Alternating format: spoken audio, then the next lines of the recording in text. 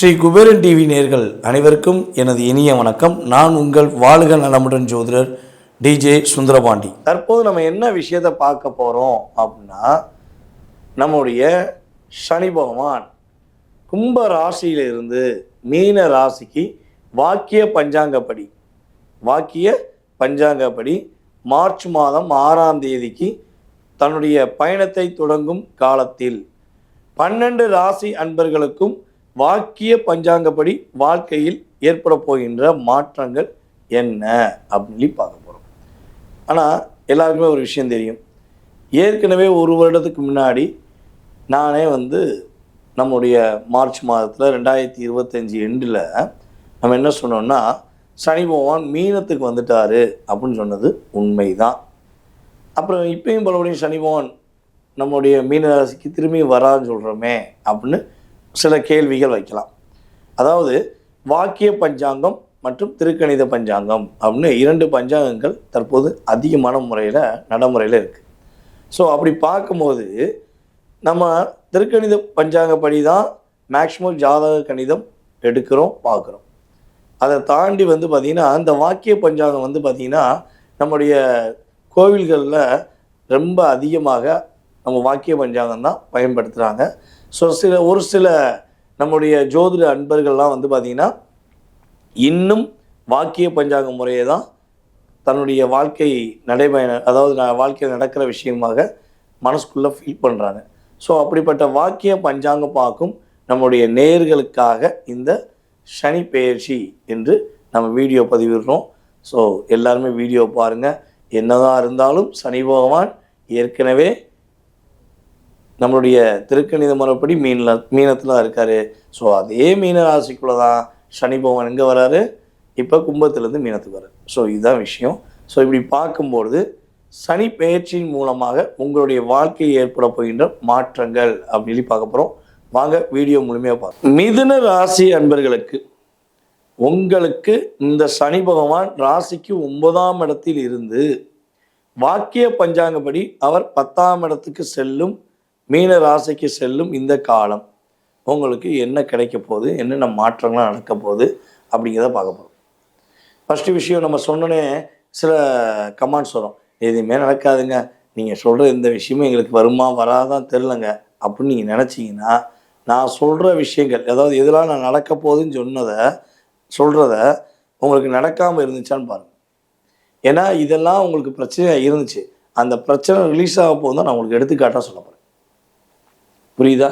So first விஷயம் என்னென்னா, உறவுகளால் துண்டிக்கப்பட்டு, உறவுகளால் நிராகரிக்கப்பட்டு ரொம்ப ரொம்ப டிப்ரெஷனில் இருந்த உங்களுடைய செயல்பாடு சொல்லவா முடியும்? கிட்டத்தட்ட ஒரு 3 வருஷத்தில் உங்களை கூட பிறந்த இளைய சகோதரனாக இருக்கட்டும், மூத்த சகோதரனாக இருக்கட்டும், சகோதரியாக இருக்கட்டும், என்னெல்லாம் உங்களுக்கு அழுத்தம் கொடுத்துருப்பாங்க. நீங்கள் எடுக்கிற முயற்சியில் எவ்வளோ தடைகள் ஏற்பட்டிருக்கும். அந்த தடைகள், அந்த பிரச்சனைகள் எல்லாம் உங்களுக்கு சரியாகும். இன்னொரு விஷயம், உங்கள் அமைப்பின் ரீதியாக ஒன்று உங்கள் கூட பிறந்தவங்களால் உங்களுக்கு பிரச்சனை, அல்லது உங்கள் ராசியின் அடிப்படையில் உங்கள் கூட பிறந்தவங்களுக்கே பிரச்சனை வந்துருக்கும். புரியுதா உங்களுக்கு? அவங்களுக்கும் உங்களுக்கும் பிரச்சனை வரலைன்னா அவங்களுக்கு வாண்டடாக அங்கே பிரச்சனை இருக்குன்னு அர்த்தம். ஸோ உங்கள் 2 பேத்துக்குள்ளே பிரச்சனை இருந்தாலும் சரி, அல்லது அவங்களுக்கே தனிப்பட்ட முறையில் பிரச்சனை இருந்தாலும் சரி, அது சரியாக போகும். ஒற்றுமையாக இருக்க போகிறீங்க. இனிமேல் என் தம்பி மாதிரி உண்டா, என் அண்ணனை மாதிரி உண்டா, என் தங்கச்சி மாதிரி உண்டா, என் அக்கா மாதிரி உண்டா அப்படின்னு மிதுன ராசிக்காரங்களை அவர்களே போற்றக்கூடிய, வாழ்த்தக்கூடிய, உங்களுடைய உண்மையான தன்மையை புரியக்கூடிய ஒரு அற்புதமான காலம் அப்படின்னு இந்த சனி பயிற்சி எடுத்துக்கலாம். அதுபோல் நம்முடைய மிதுன ராசி என்பவர்களுடைய சிந்தனை ரொம்ப சூப்பராக இருக்கும். உங்களை மாதிரி சிந்திக்க இன்னொரு ஆள் முடியாது. ஸோ அந்தளவுக்கு நீங்கள் சூப்பராக சிந்திப்பீங்க. ஆனால் உங்களுடைய சிந்தனைகளை, உங்களுடைய செயல்பாடுகளை என்ன பண்ணியிருப்பாங்க, லாக் பண்ணியிருப்பாங்க. நிறைய பிரச்சனை. நீங்கள் எவ்வளோ தூரம் அவங்கள புரிஞ்சு நடந்தீங்களோ அந்த புரியாமல் நடந்த உறவுகள் தான் அதிகம்.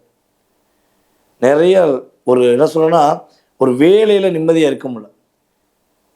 வேலையில் இடமாற்றத்துக்காக காத்திருக்கீங்க. நீங்கள் விசுவாசமாக வேலை பார்க்குறீங்க, அதிகமாக டைம் ஒதுக்குறீங்க, அதிகமாக கேர் பண்ணுறீங்க. ஆனால் என்ன ஆகுது, உங்களுடைய வேலையில் உங்களால் சாட்டிஸ்ஃபேக்ஷனாக இருக்க முடியல.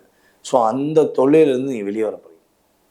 அதேபோல் கிட்டத்தட்ட இந்த ஒரு 3 வருஷத்தில் கடனே வாங்காத மிதுனராசியாக இருந்தாலும் கடன் வாங்கியிருப்பீங்க. எப்படி கடன் வந்துச்சுன்னு தெரியல. அந்த 3 வருஷத்தில் அங்கிட்டு வாங்கிக்கிட்டு போட்டேன், ஆட்டை வாங்கி குட்டியில் போட்டேன், குட்டியை வாங்கி ஆட்டையில் போட்டேன், இன்னும் இந்த ஆட்டுக்கதெல்லாம் வந்துருக்கும். அப்படியே இங்கே வாங்கி அங்கே கொடுக்குறது, அங்கே வாங்கி இங்கே கொடுக்குறதுன்னு ஒரு பார்த்தா இவ்வளோ பெரிய சின்ன விஷயம் இவ்வளோ பெரிய விஷயமாக உங்களுக்கு கடனாக நின்றுருக்கும். அப்போ கடன் பிரச்சனை எப்படா அடையும், எப்பா சாமி என்னால் முடியலப்பா அப்படின்னு நீங்கள் ஒரு நிலைமையில் இருந்தீங்கன்னா உங்களுடைய கடன் பிரச்சனை உறுதியாக கிரகங்கள் நீக்கி கொடுக்கும் என்பது உண்மை. வேலையில் இடமாற்றம் கிடைக்கும், வேலையில் உள்ள அழுத்தம் குறையும், வேலையில் யாரெல்லாம் உங்களை தொல்லை பண்ணி உங்களை கஷ்டப்படுத்துனாங்களோ அத்தனை பேருமே உங்கள் இடத்த விட்டு வேறு இடத்துக்கு ஓடிடுவாங்க. அதான் கண்ணு காணாத திசைக்கு ஓடிடுவாங்கன்னு சொல்லுவாங்கல்ல, கண்ணால் பார்க்க முடியாது அந்தளவுக்கு லாங் டிஸ்டன்ஸில் உங்களை கூடவே இருந்து உங்களை குழிப்பறிச்ச உறவுகள், நட்புகள், அதே போல் கூட வேலை பார்த்தவங்க எல்லாருமே டிஸ்டன்ஸை மெயினாக பண்ணி போகக்கூடிய ஒரு காலம். தங்க நகையை கொண்டு போய் அட வச்சிட்டேங்க. ஒரு சின்ன கம்மலுங்க, அந்த கம்மலை கூட கடைசியில் வைக்க வேண்டியதாக போச்சு. முன்னெல்லாம் நான் அப்படியே ஒரு கழுத்தில் ஒரு பெரிய செயினை போட்டு ஜம்முன்னு போவேன், இப்போ எனக்கு ஒரு மோதிரம் கூட போட முடியல அப்படின்னு வருத்தத்தில் இருக்கீங்கன்னா உங்களுடைய தங்க நகை மீட்டு நீங்கள் தங்க நகையை மீண்டும் போடுவதற்கான வாய்ப்பு உண்டு. தங்க நகை வாங்குவதற்கான யோகம் உண்டு. தங்கத்தை மீட்டு ஜொலிக்கக்கூடிய ஒரு வாய்ப்பு. ஓகேவா? ஸோ அந்த லைன் எப்போ கிடைக்கும்? இந்த 2026 மார்ச் மாதத்தில் சனி பகவான் உள்ள வர இன்றி உங்கள் லைஃப்பில் பெரிய டேர்னிங் அப்படின்னு சொல்லலாம். அதாவது மிதுன ராசியில் பெண்கள் யாராச்சும் சொந்தமாக தொழில் பண்ணணும்னு ஒரு வைராக்கியத்தில் பயங்கரமாக போராடிக்கிறீங்க. ஸோ உங்களுடைய தொழில் ஸ்தானத்தில் நிறைய பிரச்சனை வருது. நீங்கள் கஷ்டப்பட்டு கடன் வாங்கி ஒரு என்ன சொல்கிறோம் உழைப்பை அதாவது உங்களுடைய வேர்வையை ரத்தமாக்கி செஞ்சு நீங்கள் கொண்டு போயிருக்கீங்க. அவ்வளோ தூரம் விசுவாசமாக வேலை வைக்கிறீங்க, அதில் லாபம் வரலேன்னு சொல்லி வருத்தப்பட்டீங்க. நீங்கள் எந்த டிபார்ட்மெண்ட்டில் வேணாலும் இருங்க. ஸோ சொந்தமாக தொழில் செய்கின்ற நம்முடைய மிதுனராசி பெண்களாக இருக்கட்டும் ஆண்களாக இருக்கட்டும் உங்களுடைய தொழில் ஸ்தானம் அங்கீகரிக்கப்படுகிறது. நல்ல ஒரு மாற்றத்தை நீங்கள் என்ன பண்ண போகிறீங்க, உணர்வு பூர்வமாக உணரக்கூடிய ஒரு வாய்ப்பு உண்டு. நீங்கள் இன்னுமே எடுக்கிற முயற்சியில் எந்த ஒரு தடைகளும் வருவதற்கான வாய்ப்புகள் இல்லை. உங்களுடைய லாபம் உங்களுக்கு வந்து சேரும். நல்லா நீங்கள் ஹார்ட் ஒர்க் நிறையா பண்ணுவீங்க. உங்களுடைய ஹார்ட் ஒர்க்குக்கு ஒரு அளவு சொல்ல முடியாது, அந்த அளவுக்கு நீங்கள் ஹார்ட் ஒர்க் பண்ணுவீங்க. ஆனால் என்னென்னா அதையெல்லாம் மற்றவங்க லாபமாக வச்சுக்கிட்டாங்க. இப்போ நீங்கள் உழைக்கிற உழைப்பு, நீங்கள் பார்க்குற வேலைக்கான ஊதியம், லாபம் எல்லாம் உங்களுக்கு வந்து சேரும். அதன் மூலமாக நம்முடைய மிதுன ராசிக்காரங்க என்ன பண்ண போகிறீங்க, மகிழ்ச்சியாக இருக்க போகிறீங்க அப்படிங்கிறது உண்மை. சரி, என்னென்ன விஷயங்களை கவனமாக இருக்கணும் அப்படின்னா, சனி பகவான் உங்களுடைய ராசிக்கு 12ஆம் வீடு ரிஷபராசியை பார்க்காரு 3ஆம் பார்வையாக. அதேபோல் உங்களுடைய ராசிக்கு 4ஆம் வீடு, 4ஆம் வீடுங்கும்போது வந்து பார்த்திங்கன்னா சுகஸ்தானம் கன்னி ராசியை பார்க்காரு. ஸோ அதே போல் உங்களுடைய ராசிக்கு 7ஆம் வீடு. அப்போ இங்கே என்னென்ன விஷயங்களை கவனம்னா, உங்களுடைய அம்மா கிட்ட கொஞ்சம் வார்த்தைகளில் கவனம், அம்மாவுடைய உடல் ஆரோக்கியம் சம்மந்தப்பட்ட விஷயங்களை கவனம், உங்களுடைய கணவன் மனைவி ஒற்றுமை சம்மந்தப்பட்ட விஷயங்களை வெளிப்படையாக சொல்வதில் கவனம். தயவுசெய்து நம்மளை பொறுத்தளவு நம்மளுடைய மிதுனராசிக்காரங்க எங்கே அடியாவீங்கன்னா பார்ட்னர்ஷிப்பில் தான் அடியாவீங்க. பார்ட்னர்கிட்ட தான் நிறைய டிஃப்ரெஷன்ஸ் வந்துச்சுருக்கீங்க. ஸோ கல்யாணம் முடித்த பிறகு நான் பட்டப்பாடு, ஐயா சாமி என்னால் முடியலப்பா, என்னை பாடா படுத்துகிறாங்கப்பா அப்படின்னு நீங்கள் நினச்சிங்கன்னா தயவுசெய்து இந்த காலம் நல்லாயிருக்கும். ஆனால் சின்ன சின்ன சச்சரவு, சின்ன சின்ன சண்டை வருதுன்னா அதை 3ஆம் நபர்கள் என்று சொல்லக்கூடிய யார்ட்டையும் சொல்லாதீங்க. அதாவது கணவன் மனைவி இந்த 2 உறவு தான் அந்த உறவுக்கான கான்செப்ட். அதை தாண்டி மற்ற உறவுகள்கிட்ட இந்த பிரச்சனையை என்ன செய்யக்கூடாது, சொல்லக்கூடாது. உங்களுக்கும் உங்கள் கணவருக்கும் பிரச்சனை அல்லது உங்களுக்கும் உங்கள் மனைவிக்கும் பிரச்சனைனா பொறுமையாக உட்காந்து ஒரு டைம் எடுத்து பேசுங்க.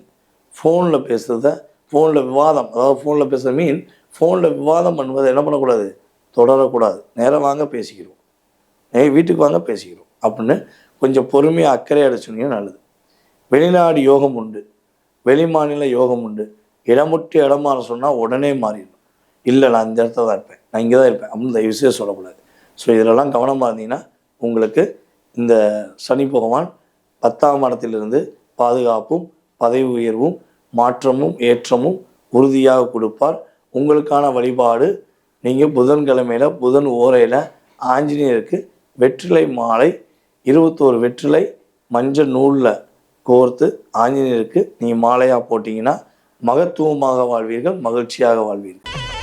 ஸ்ரீ குபேரன் டிவியை பார்த்தமைக்கு நன்றிகள். மேலும் இது போன்ற தகவல்களை தெரிந்து கொள்ள ஸ்ரீ குபேரன் டிவியை சப்ஸ்கிரைப் செய்யுங்கள். மறக்காமல் பெல் ஐக்கானை கிளிக் செய்யுங்கள்.